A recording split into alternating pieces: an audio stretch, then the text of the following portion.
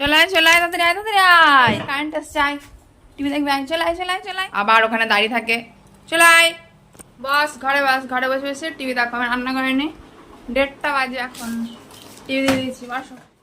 তো এখন দুপুরে রান্নার প্রস্তুতি চলছে, সবজি কাটা হয়ে গেছে, আলু পটলের সবজি হবে, এই যে চর্বি দিয়ে, খাসির চর্বি দিয়ে আলু পটলের সবজি বানাবো।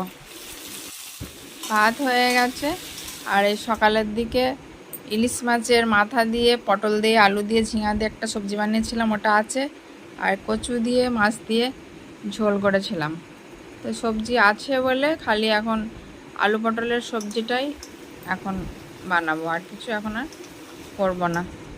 তো নাও, সবজি আমার রেডি, খাওয়ার টেবিলে পৌঁছে গেছে।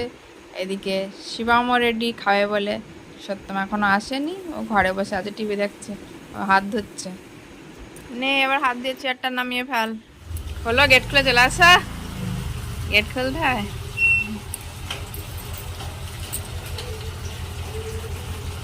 গয়নাগাটি নিয়ে চলে আসছে মনে হচ্ছে। না, আমাদের অফিসার বাড়ি চলে আসছে,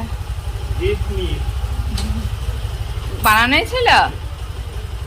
বাবারে গয়নাগাটি, সামনে সামনে বিয়ে বেঁধেছে, অন্নপ্রাশন বেঁধেছে, ওই জন্য গয়নাগাটি। চলো পরে আবার দেখা হবে নেক্সট ব্লগে, ততক্ষণে টাটা।